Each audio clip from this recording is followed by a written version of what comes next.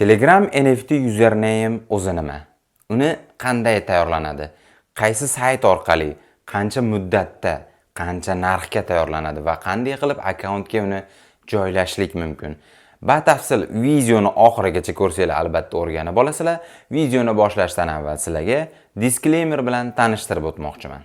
Ushbu video shunchaki ma'lumot sifatida tayyorlandi. Biz sizni kriptovalyuta bilan foydalanishga da'vat etmoqchi emasmiz. Unutmang, har bir qonuniy harakatingizga o'zingiz javobgarsiz. Eslatma: O'zbekistonda kriptovalyuta rasmiy nazorat ostida bo'lmagan savdolar noqonuniy hisoblanadi. Qadrdonlar, yana bir bor takrorlab o'tmoqchimanki, ushbu videodan maqsad hech kimni hech narsaga targ'ib qilish, da'vat etish, nimadandir foydalanishga undash emas.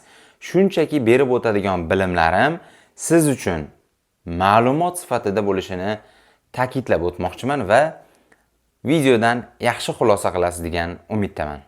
Bo'lmasam videoni boshlashdan avval sizlarga 3 xil stilda o'rgatmoqchiman. Birinchi o'rinda og'zaki tushuntirib o'taman va ikkinchi o'rinda o'rtacha me'yorda tushuntiraman va uchinchi amalda qayerga kirishlik, nima qilishlik kerak haqida qisqacha tushuntirib o'taman. Albatta, hozir boshida aytganimdek, videoni oxirigacha ko'ringlar.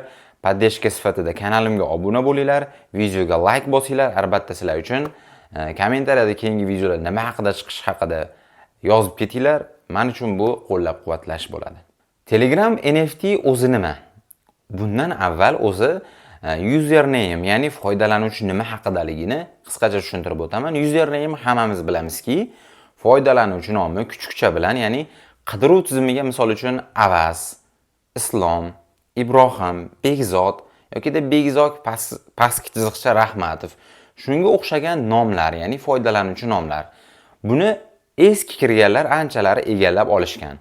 Hozirda buni akkauntga qo'yiladi va foydalaniladi. Nima maqsadda? Ya'ni misol uchun deylik, Akfa yoki imzo yoki Paynet, kun uzuvi, bu narsalar foydalanuvchi nomlar sizni marketingingiz uchun, misol uchun deylik, tortlar yoki farg'onaliklar, toshkentliklar, ya'ni xuddi shunga o'xshagan foydalanuvchi nomlar albatta odamlar uchun kerak va ya'ni qidiruvda foydalanish uchun kerakli bo'lgan foydalanuvchi nomlari bo'ladi. Sizda yo'q bo'lishligi mumkin, uni tayyorlash yoki sotib olish kerak bo'ladi. NFT username shu maqsadida, ya'ni misol uchun bitta usernamingiz bor, pastiga 5 talab, 10 talab, ya'ni marketingingizni rivojlantirish. Misol uchun deylik, Begzod username bor, tagida tortlar, svarshiylar, darvozachilar, paynetchi yoki boshqa username qo'yish maqsadida, ya'ni hammasi bitta akkaunt yoki bitta kanalingizni olib keladi, ya'ni ko'pchilikni jalb qilishlik maqsadida foydalanadigan narsa hisoblanadi. Buni qanday tayyorlanadi? Fragment.com orqali tayyorlanadi. Buning uchun ton keper kerak, ton nimaligini bilishingiz kerak va fragment sayt kerak bo'ladi. Undan ro'yxatdan o'tgan bo'lishligingiz kerak bo'ladi. Siz aytishingiz mumkin, menda bilim yo'q. Shuning uchun YouTube kanalimga kirib ko'rsanglar, ton nima, fragmentdan ro'yxatdan o'tish hammasini og'zaki tushuntirib o'tganman. Bemalol u videolarni ko'rib o'rganib olishingiz mumkin bo'ladi va hozir yana videoni davom etamiz. Bo'lmasam, og'zaki NFT ni tayyorlanish haqida tushuntirib o'taman sizga. Telegram user bor sizda. Misol uchun deylik, Avaz useri bor yoki sizda yo'q, umuman boshqa insonda bor. Masalan, qidirdingiz, Avaz useri bor, o'shani aynan sizga kerak, siz sotib olmoqchisiz. Nima qilasiz? U insonni kanalida, guruhda bo'lishligi mumkin. Uni sizga o'tkazib beradi, egalik huquqini. Siz egalik bo'lishingiz kerak. Ma'lum qoidalar, fragment qoidasiga binoan username'ga siz 14 kundan oshiq egalik qilgan bo'lishingiz kerak bo'ladi. Ya'ni egalik, turganligi akkauntingizda, kanalingizda, guruhingizda yoki akkauntingizda 14 kun, 15 kun turgan bo'lishi kerak bo'ladi va keyin yana uni NFT username qilsangiz bo'ladi. Nima qilasiz? Siz NFT ni oldingiz, 14 kun kutdingiz va fragmentga siz uni kim ochdi savdosiga qo'yasiz. Bot orqali tekshiriladi. NFT username'dan to'plamlarga aylantirishni bosib, bot tasdiqlaydi. 2 bosqichli parolingizni kiritasiz. Ya'ni haqiqatda siz qo'yyapsizmi bozorga? Bozorga qo'yganingizdan keyin u narsa bozorga kim ochdi savdosiga chiqadi. Kimdir unga taklif bildirgandan so'ng kim oshdi savdochi 7 kun davomida o'ynaladi va 7 kundan so'ng NFT username sizga kelib tushadi. Ya'ni adresingizga. Ya'ni qanday bo'ladi? Siz hozir kim oshdi savdosiga qo'ydingiz, uni kimdir taklif bildirdi 10 ton. Masalan 10 ming, 100 ming deylik, 100 ming so'mga taklif bildirdi. Siz u 100 ming so'mda ketyapti. U insonga 100 ming so'm 7 kun hech kim tegmasa, u insonga username ketadi.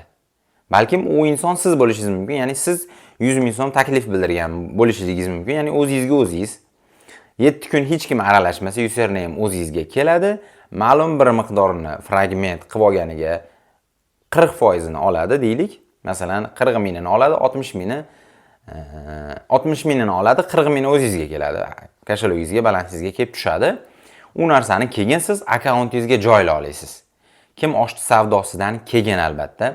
Hozir mana og'zaki tushuntirishim shunaqa bo'ladi. O'rtacha hozir chizib ko'rsatib beraman.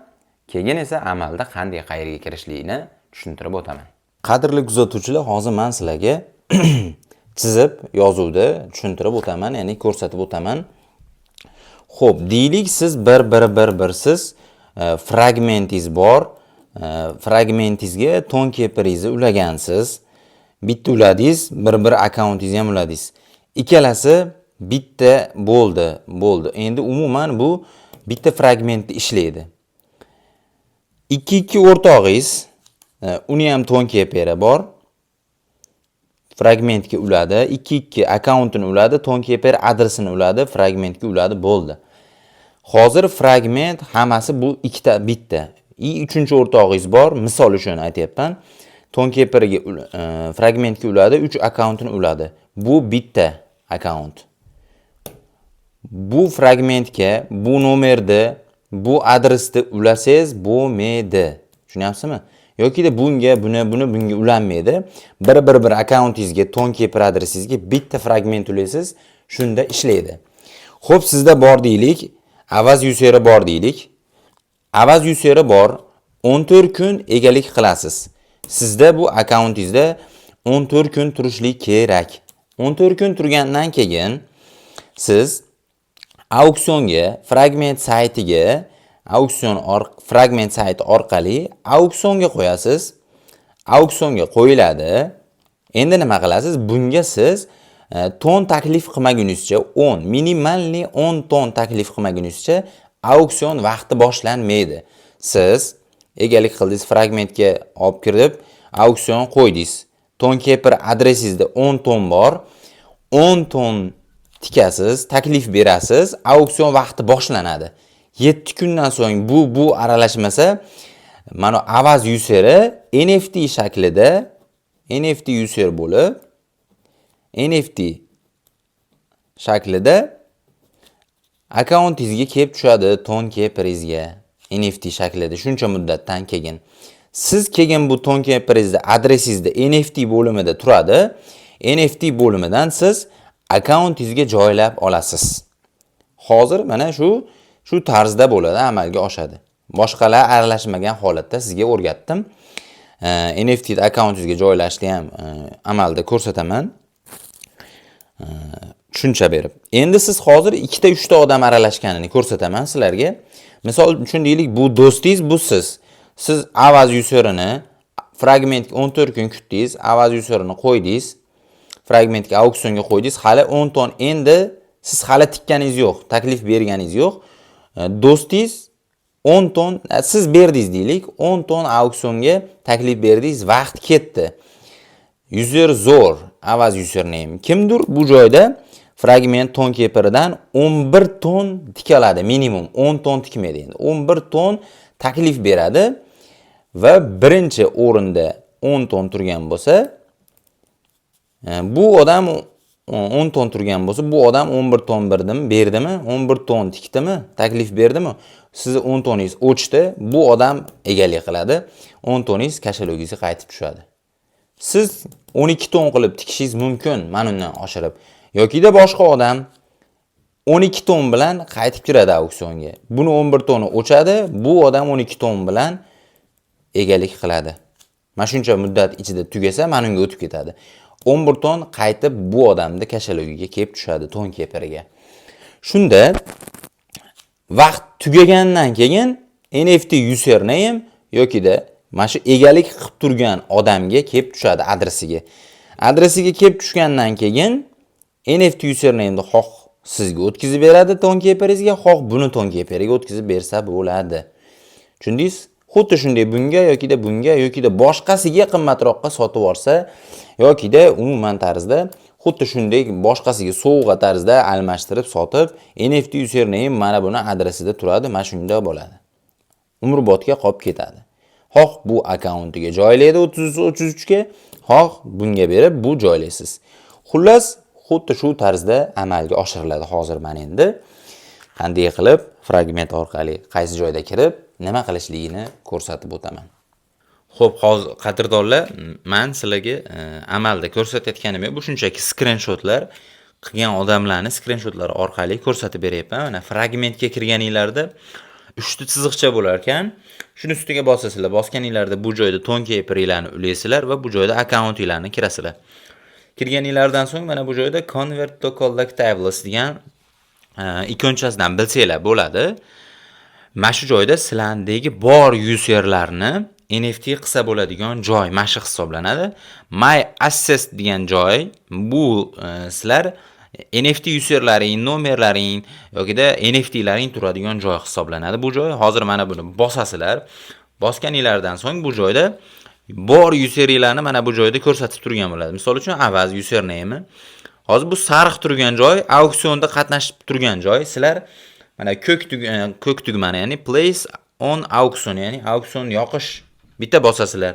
Ya'ni qaysi useringlar ro'para turgan bo'ladi. Shuni ustiga bossalaring, Telegramga fragment.com orqali mana bunday open bot deyapti. Fragment bot orqali sizlarga bildirishnoma boradi, ya'ni auksionga qo'yishlikni tasdiqla deydi. Mana bunday narsa keladi. Sen o'zingizmi haqiqatda. Mana shuni bosasizlar. Подтвердить auksion, ya'ni auksionni tasdiqlashni boshlaysizlar. Bosganinglardan so'ng bu joyda 2 bosqichli parolinglarni so'raydi. 2 bosqichli parolinglarni yoqib qo'ygan bo'lishinglar kerak bo'ladi. Buni bosib, mana uni bosasizlar. Bosganinglardan so'ng yana qayta botga kiradi. Bu botga deyman, fragment.com saytiga kiradi. Kirasizlar va yana mana shuni bosasizlar. Yana bir marotaba uni ustiga bossalaring, bu joyda ya'ni userda 10 minimum, ya'ni aytganim minimum 10 tonga create auction, ya'ni auksion yarat degan tugmani bitta bosasizlar. Bosganinglardan so'ng bu joyda auksionga ketadi, 10 tonga chiqib ketadi. Mana bu joyda avaz useri 10 auksion, ya'ni auksion yoniq. Mana bu joyda vaqt ketadi, 7 kunini orqaga vaqt sanaydi va bu joydan sizlar auksionga, ya'ni 11 ton, 12 ton qo'shimcha tikishinglar mumkin bo'ladi, qadrdonlar. Keyin buni sizlar yutib olganinglardan so'ng bu sizlarda tugadi, vaqt tugadi, auksion NFT bo'lib adresinglarga, ton keperinglarga tushdi deylik. Qanday qilib qo'yamiz hozir? Yutganinglardan so'ng yana mana shu tugmani bosasizlar, yana bosganinglardan so'ng bu joyda sizlarda bu joy emas, endi mana bu joy My Assets degan joy bor. Shuni bossalaring ustiga mana bunday ko'k yozuvlarning o'rniga Assign to Telegram degan tugma turgan bo'ladi. Ko'k yozuvlarning ustida. Ya'ni useringlar, avaz useri Assign to Telegram. Bitta bosasizlar, OK so'raydi. OK'ni bosasizlarda bu joyda Telegram kanalimmi, guruhimmi, botimmi, qaysi joyga qo'yay degan ruxsat chiqadi. Shuni bosasizlar. Misol uchun akkauntinglarni bosib, OK'ni bossanglar, akkauntinglarga joylay olasizlar va sozlamalardan havola qo'yadigan joydan qo'ysa bo'ladi. Hozir uni ham ko'rsataman. NFT username fragmentdan tasdiqladingiz. So'ng nima qilasiz? Sozlamalarga kirasiz. Bu joyda hisob bo'limi bor. Ya'ni hisobingizga o'tasiz. Mana bu joyda foydalanuvchi nomi turgan bo'ladi. O'zingiz usernamingizni tagida yana bitta username paydo bo'lib qolgan bo'ladi. Tayyorlagan usernamingiz qaytishchamday zanjirda rasmi turgan bo'ladi. Zanjirning ustiga bosasiz, qo'yishni bosasiz va tagida akkauntingizni mana bu joyda userning tagida tagji bo'lib, ya'ni mana shu userning tagida user paydo bo'lib qolgan bo'ladi, qadrdonlar. Xuddi shunday tarzda amalga oshiriladi. Aytib o'tganimdek, video sizlarga foydali bo'ldi degan umiddaman. Keyingi videolarda ko'rishguncha xayr, sog' salomat bo'linglar. Savolinglar tug'ilsa Telegramdan murojaat qilishingiz mumkin bo'ladi.